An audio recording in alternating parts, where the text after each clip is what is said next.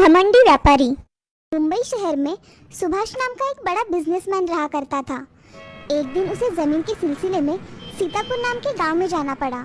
वहां जाते ही उसके आगे एक बहुत बड़ी नदी थी। उस नदी को पार करते ही सीतापुर आता था। सीतापुर में जाने के लिए एक ही रास्ता था और उस रास्ते से सिर्फ एक ही आदमी चलकर जा सकता था। इसीलिए सुभाष ने अपनी गाड़ी को एक जगह खड़ा कर दिया और सीतापुर जाने के लिए कोई दूसरा रास्ता है क्या देखने लगा। तभी उसे नदी में एक नाव दिखाई देती है। उस नाव में एक नाव चलाने वाला था। सुभाष मन ही मन सोचता है, अगर मैं नदी से गया तो मुझे ज्यादा देर नहीं लगेगी और मैं 30 मिनट में नदी के उस पार पहुंच सकता हूँ। ऐसा सोच उसने नाव वाले को आवाज लगाई। अरे भैया जरा इधर आओ, मुझे सीतापुर गांव में जाना है, क्या तुम मुझे तुम्हारी नाव में छोड़ दोगे? हाँ मालिक, मैं छोड़ दूंगा आपको। ऐसा कहकर नाव वाले ने उसके पास नाव खड़ी कर दी। सुभाष उस नाव में बैठ गया और नाव को नाव वाला चलाने लगा। तभी सुभाष नाव वाले से कहता है, क्या तुम्हें पता है तुम्हारे नाव में कौन बैठा है? नहीं साहब, मुझे कुछ भी नहीं पता कि आप कौन हैं। अरे तुमने मुझे नहीं पहचाना? मैं इस शहर का सबसे बड़ा बिजनेसमैन हूँ। तुमने मेरी फोटो पेपर में नहीं देखी क्या कभी? अरे साहब, मुझे पढ़ना लिखना नहीं आता। अरे कैसे आदमी हो तुम? तुम्हें पढ़ना लिखना नहीं आता? तुम्हारा क्या फायदा इस दुनिया में आकर? नाव वाला ये बात सुनकर बहुत उदास हो गया और मन ही मन सोचने लगा, क्या मेरा सच में इस दुनिया में आकर कोई फायदा नहीं है? मैं ऐसी जिंदगी जी रहा हूँ। इसी सोच में वो नाव वाला नाव चला रहा था। नाव अब नदी के बीचों बीच आ गई थी। उसके मन में विचार चल ही रहे थे। तभी सुभाष ने उससे बात करना शुरू किया। क्या तुम्हें पता है, ये गांव में आज मेरी मीटिंग है, वो फाइनल हो गई तो मैं यहाँ बिस्लरी की कंपनी खोलूंगा। वो क्या होता है साहब? तुम्हें बिस्लरी पता नहीं है क्या? पानी की बोतल? नहीं साहब, मैंने कभी देखा भी नहीं। क्या तुम सच कह रहे हो? तुम कभी शहर ही नहीं गए? उधर की बड़ी बड़ी इमारतें, रेलवे स्टेशन, स्टॉल पर पानी बोतलों में मिलता है, क्या तुमने कभी नहीं देखा? नहीं साहब, मैं कभी इस गांव के बाहर ही नहीं गया। ये सब आप जो भी बता रहे हैं वो मैंने कभी देखा ही नहीं। क्या बात कर रहे हो? तुम कभी गांव के बाहर ही नहीं गए? नहीं साहब, फिर तुम्हें बिस्लरी कैसे पता होगी? मैं यहाँ कंपनी शुरू करने वाला हूँ। उसमें पानी की बोतलें बनाऊंगा और उसे शहर में बेचूंगा। शहर में सब लोग वही पीते हैं। सच में तुम्हारा क्या फायदा इस दुनिया में आकर? नाव वाला सोच में डूब गया। वो मन में फिर से विचार करने लगा, सच में मेरा इस दुनिया में आकर कोई फायदा नहीं है क्या? ऐसा वो मन में सोच ही रहा था और नाव चला रहा था। तभी उसका ध्यान ना होने के कारण नाव टकराने की वजह से नाव में एक बड़ा छेद हो गया। अब नाव में पानी भर रहा था। नाव वाला उस बिजनेसमैन से, साहब, मुझे लगता है नाव अब डूब जाएगी। आपको तैरना तो आता है ना? अरे नहीं भाई, मुझे तैरना तो नहीं आता। क्या साहब, आपको तैरना नहीं आता? आपका तो इस जिंदगी में आने का क्या फायदा फिर? मुझे तो तैरना आता है। साहब, आपका क्या होगा अब? ऐसा बोलते ही सुभाष बहुत डर गया और वो कहीं डूब ना जाए, इस डर से वो कांपने लगा और नाव वाले से मिन्नतें करने लगा। अरे भाई, तुम चाहो तो मैं तुम्हें बहुत सारे पैसे दूंगा, मगर मुझे बचा लो। मुझे इस नदी में डूबकर नहीं मरना। अरे साहब, मुझे आपका पैसा नहीं चाहिए। मुझे तो तैरना आता है और मैं दूसरों को भी किनारे तक ले जा सकता हूँ। ये बात सुनकर सुभाष के मन में एक आशा जाग उठी। तभी वो नाव वाले से, तुम मुझे बचा लोगे ना भाई? मैं तुम्हें विनती करता हूँ, मुझे बचा लो। हाँ साहब, मैं आपको बचा लूंगा। मैं पानी में जाते ही आप मेरे कंधे को कस के पकड़ लीजिए, जिससे मैं आपको किनारे तक लेकर जाऊंगा। ऐसा कहकर नाव वाला पानी में छलांग लगा लेता है और उसके छलांग लगाते ही सुभाष भी उसके पीछे छलांग लगा देता है और अब सुभाष नाव वाले को कस के पकड़ लेता है। नाव वाला अब तैरते हुए किनारे तक आ जाता है और सुभाष को बचा लेता है।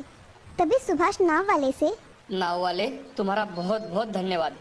मुझे तुमने बचाकर मुझ पे एहसान कर दिया है। बोलो, तुम्हें क्या चाहिए? मुझे कुछ नहीं चाहिए साहब, मगर आज आप डूब जाते तो? अगर मुझे भी तैरना नहीं आता तो कैसा होता? सभी के पास सब नहीं होता, मगर इस दुनिया में हर व्यक्ति अलग अलग होता है। हर इंसान की अपनी अलग अलग खूबी होती है। आप मुझे कह रहे थे ना कि मेरा जिंदगी में आकर क्या फायदा, तो देख लिए साहब मेरा फायदा। ये सब सुनकर सुभाष की आंखें जैसे चमक ही गई और वो शर्म से नीचे देखने लगा। तभी सुभाष नाव वाले से, नाव वाले, सच में मुझसे गलती हो गई, मुझे माफ कर दो। मैं आज से किसी का अपमान नहीं करूंगा, मुझे क्षमा कर दो भाई। ठीक है साहब, चलो अब आप जाओ गाँव में। ऐसा कहकर नाव वाला और सुभाष रास्ते से गांव चले जाते हैं और बाद में सुभाष अपने घर चला जाता है। इस कहानी से हमें ये सीख मिलती है कि जिंदगी में हमेशा किसी को कम नहीं समझना चाहिए। हर एक की अपनी अपनी खूबी होती है और हमें उसे पहचान कर हमेशा तारीफ करनी चाहिए। जिंदगी में कोई छोटा या बड़ा नहीं होता। एक सुंदरपुर नाम के शहर में शीला नाम की औरत रहा करती थी। उसको एक बेटा था जिसका नाम था सुरेश। सुरेश बहुत ही होनहार था। वह एक बड़े कंपनी में काम किया करता था। एक दिन सुरेश एक फूल वाले की दुकान पर गया। उसे ऑफिस कार्यक्रम के लिए बुके लेना था, इसीलिए वह बुके लेने के लिए एक दुकान के सामने खड़ा रहा। वहाँ उसने एक बुके देख रखा था। तभी उसने सामने देखा तो एक लड़की उससे पूछ रही थी, साहब आपको ये वाला पसंद आया है तो पैक कर दूं? हाँ, ये वाला पैक करके दो। कितने रुपए हुए आपके? साहब 300 रुपए हुए। ये लो तुम्हारे पैसे। वैसे तुम्हारा नाम क्या है? मेरा नाम रेशमा है। मैं यहाँ फूल बेचकर अपना गुजारा करती हूँ। ऐसा कहकर सुरेश वहाँ से बुके लेकर ऑफिस के लिए निकल गया, मगर उसके दिमाग में रेशमा के बारे में विचार आने लगे। वह सोच रहा था कि ये सब क्या हो रहा है। एक दिन रेशमा की दुकान पर सुरेश ऐसे ही फूल लेने गया। तब उसे रेशमा दिखती है। वह एक फूल खरीदता है और रेशमा को देता है। तभी सुरेश रेशमा से, रेशमा, मैं तुम्हें बहुत पसंद करता हूँ। क्या तुम मुझसे शादी करोगी? साहब मैं आपके लायक नहीं हूँ। मैं कहाँ गरीब और आप अमीर, ऐसे कैसे हो सकता है? मैं इन सब बातों को नहीं मानता, इसलिए मैं तुमसे शादी करना चाहता हूँ। क्या आपके घर वाले मुझे बहू के रूप में स्वीकार करेंगे? मेरी माँ इस शादी को नहीं मानेगी, मगर मैं शादी करके घर चला जाऊंगा तो वो हमें स्वीकार कर लेगी। सच में ऐसा होगा? हाँ। तो मैं शादी करने के लिए तैयार हूँ। सुरेश ये सब सुनकर अगले महीने शादी करने का निश्चय करता है। तभी रेशमा और सुरेश एक दूसरे को समझ लेते हैं। वह दोनों एक दूसरे को पसंद करते हैं। सुरेश ये सब सुनकर अगले महीने शादी करने का निश्चय करता है। तभी रेशमा और सुरेश एक दूसरे को समझ लेते हैं। वह दोनों एक दूसरे को पसंद करते हैं। अब वह मंदिर में जाकर शादी कर लेते हैं और शादी करने के बाद सुरेश कहने के मुताबिक उसे अपने घर लेकर चला जाता है। उसकी माँ उसे देखती है तो बहुत खुश हो जाती है, मगर उसके साथ लड़की देख उससे पूछती है, अरे सुरेश, ये कौन है तुम्हारे साथ? माँ, ये रेशमा है। मैंने इससे शादी कर ली है। अब ये इस घर की बहू है। ये क्या कह रहे हो बेटे? मैंने तुम्हारे लिए कितने अच्छे रिश्ते देखकर रखे थे और तुमने इस गरीब से शादी कर ली। माँ, आप इसे कुछ मत कहिए। मैंने मेरी मर्जी से इससे शादी की है। आप इसको कुछ नहीं बोलोगी। और रहा सवाल गरीबी का, तो मैं सिर्फ इंसान देखता हूँ, पैसा नहीं। उसकी ये बातें सुन शीला, ठीक है बेटा, तुम कह रहे हो तो मैं इसे अपनी बहू मान लेती हूँ, मगर इसे हमारे तौर तरीके सीखने होंगे। मैं सीखूंगी माँ जी। ऐसा कहकर सुरेश और रेशमा अपने कमरे में चले जाते हैं। अब अगले दिन रेशमा अपने घर में किचन में खाना बनाती है। वह बहुत अच्छा खाना बनाती है और घर के सारे काम कर लेती है। उसकी सास शीला को ये बात अच्छी नहीं लगती, क्योंकि शादी उसकी मर्जी के खिलाफ हुई थी। अब एक दिन शीला रेशमा से, अरे रेशमा, मेरे लिए जरा चाय लेकर आना। जी माँ जी, अभी लाती हूँ। ऐसा कहकर रेशमा उन्हें चाय लेकर आती है। चाय लाने में थोड़ी देर हो जाती है तो शीला उससे कहती है, अरे बहू, चाय बना रही हो या खीर बना रही हो? नहीं माँ जी, ये देखो मैं ले आई।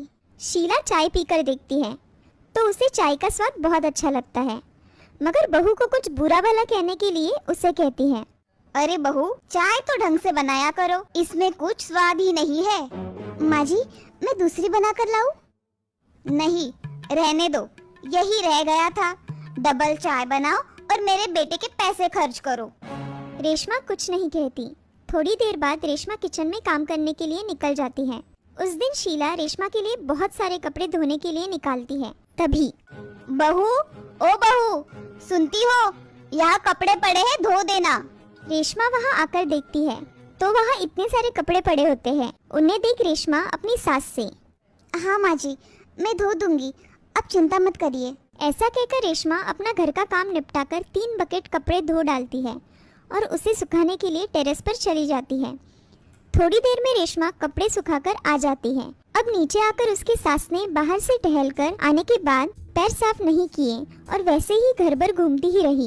ये देख रेशमा समझ गई कि माँ जी जानबूझकर ऐसे कर रही है। ये देख शीला रेशमा से, अरे बहू, घर देखो कितना गंदा हो गया है, देखो जरा, इसे जल्दी साफ करो। जी माँ जी, अभी कर देती हूँ। ऐसा कहकर रेशमा अपना घर साफ कर देती है और सबके लिए खाना लगाने के लिए किचन में आ जाती है। खाना जल्दी जल्दी गर्म करके परोसती है। सभी खाना खाने के लिए बैठ जाते हैं। तभी रेशमा सबको खाना परोसती है। तब सुरेश बोलता है, रेशमा खाना बहुत अच्छा बना है। रेशमा ये सब देख मुस्कुराई, मगर शीला को ये बात बिल्कुल पसंद नहीं आई। वह मन में कुछ सोचकर खाना खा लेती है और सोने चली जाती है। अगले दिन रेशमा खाना बनाती है और कुछ काम याद आने की वजह से किचन से बाहर चली जाती है। और तभी शीला किचन में आकर सब्जी में बहुत सारा मिर्च पाउडर डाल देती है और दूसरी सब्जी में बहुत सारा नमक डाल देती है। ये सब डालने के बाद शीला किचन से बाहर जाकर हॉल में बैठ जाती है। अब शीला रेशमा से बोलती है, अरे बहू, ओ बहू, आज खाना नहीं बनाया क्या? बनाया है ना माँ जी, मैं आपको खाना परोस देती हूँ। नहीं, अभी नहीं, अभी सुरेश आएगा, उसके साथ ही खाना खाऊंगी। ठीक है माँ जी, मैं बाकी के काम कर लेती हूँ। हाँ ठीक है। ऐसा कहकर शीला हॉल में पेपर पढ़ रही थी। तभी थोड़ी ही देर में सुरेश घर आ गया। उसे देख रेशमा, अजी आप आ गए? माँ जी कब से आपका खाने पर इंतजार कर रही है। अच्छा तुम खाना लगाओ, मैं फ्रेश होकर आता हूँ। ऐसा कहकर सुरेश फ्रेश होने चला जाता है। तभी रेशमा सब खाना गरम करके टेबल पर लगा देती है और खाना परोसती है। तभी रेशमा उसकी सास को आवाज देती है, माँ जी आइए, खाना लगा दिया है। हाँ आई। ऐसा कहकर शीला मन ही मन मुस्कुराई और खाना खाने टेबल पर आ गई। अब सुरेश भी आ गया। अब दोनों खाना खाने के लिए बैठ जाते हैं।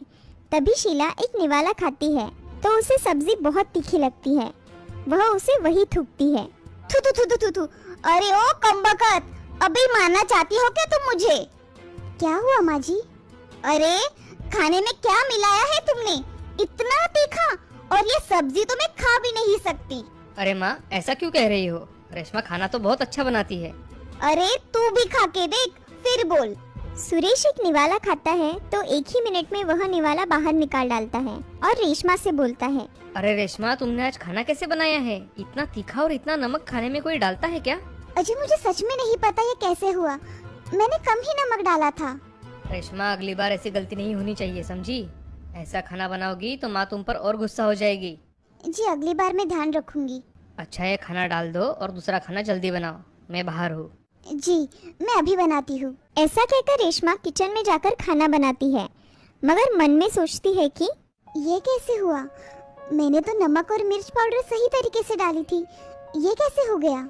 रेशमा अब जल्दी जल्दी में खाना बना लेती है और खाना बनाकर सबको फिर से बुला लाती है। तभी सारे खाना खाने बैठ जाते हैं और खाना खा लेते हैं। सबको खाना खाते देख रेशमा बहुत खुश हो जाती है। वह सुरेश से, अजी आपका बहुत बहुत धन्यवाद, आपने मुझे समझा और फिर से खाना खाने के लिए आ गए। अरे आते कैसे नहीं? खाना नहीं खाते तो भूखा ही सोना पड़ता। ऐसा कभी हो सकता है भला? मैं आप दोनों को भूखा सोने दूं? चलो मैं सोने जा रहा हूँ, तुम तुम्हारा काम जल्दी खत्म करो और आ जाओ। जी मैं काम खत्म करके आती हूँ। ऐसा कहकर रेशमा किचन का काम करने चली जाती है। सुरेश भी सोने के लिए चला जाता है। शीला भी सोने चली जाती है और मन में बहुत खुश हो जाती है। शीला मन ही मन में, आज कैसे सबक सिखाया है रेशमा के बच्ची को। ऐसा कहकर शीला खुशी खुशी सो जाती है। अगले दिन शीला घर में बैठी थी तो उसके घर में एक दूर की रिश्तेदार सुमन आती है। कोई है घर में? अरे सुमन आओ ना, कैसे आना हुआ? अरे तुम्हारे ही काम से आई हूँ। ये देखो लड़की तुम्हारे बेटे के लिए बहुत पैसे वाली है और ढेर सारा दहेज भी मिलेगा। अरे उसका अब क्या फायदा? क्या हुआ, तुम ऐसे क्यों बात कर रही हो?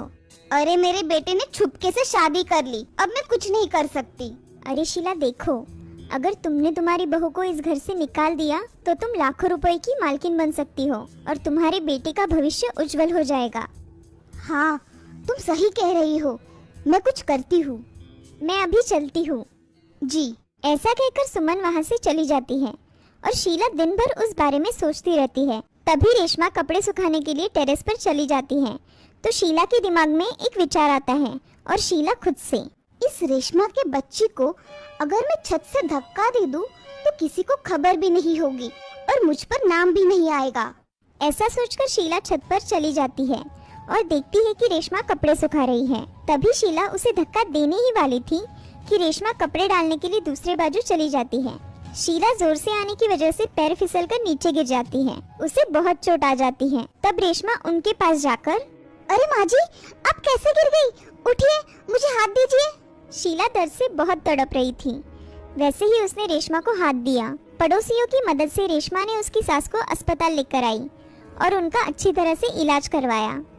उनके हाथ पैर टूट गए थे, सभी जगह प्लास्टर बंधा हुआ था। तभी शीला मन में सोचती है, मेरी बहू कितनी अच्छी है, मेरे इतने सताने के बाद भी देखो मेरी कितनी सेवा कर रही है। मैं गलत थी, मैंने अपनी बहू को पहचानने में गलती कर दी। तभी शीला सुरेश से, सुरेश मेरी बहू हीरा है हीरा, आज वो नहीं होती तो मेरा क्या होता। माँ जी आप ऐसा मत कहिए। माँ तुम अब आराम करो, बातें बाद में होती रहेगी। नहीं रे सुरेश, मैं हमेशा तुम्हें गलत समझती रही, मगर मैं गलत थी। मेरी बहू बहुत अच्छी है, मेरी सब बातें मानती है और उसके बदले में उफ भी नहीं करती। ऐसा कहते कहते शीला की आंखों में आंसू आ जाते हैं और रेशमा वह आंसू पोंछती है। माँ जी आप आराम करिए, रोइए मत, मैं यही हूँ, ठीक है। अब शीला कुछ दिनों बाद घर आ जाती है। तब रेशमा उसकी बहुत सेवा करती है। अब रेशमा और शीला खुशी खुशी रहने लगे थे। ये सब देख सुरेश भी बहुत खुश था। इस कहानी से हमें ये सीख मिलती है कि किसी के बारे में कभी भी बुरा नहीं सोचना चाहिए। जो दूसरों के बारे में बुरा सोचता है, भगवान उसके साथ वैसा ही करते हैं। कहते हैं ना, जैसी करनी वैसी भरनी। ऐसी ही और रोचक कहानियों के लिए सब्सक्राइब कीजिए हमारे चैनल को गो सॉफ्ट कहानियाँ।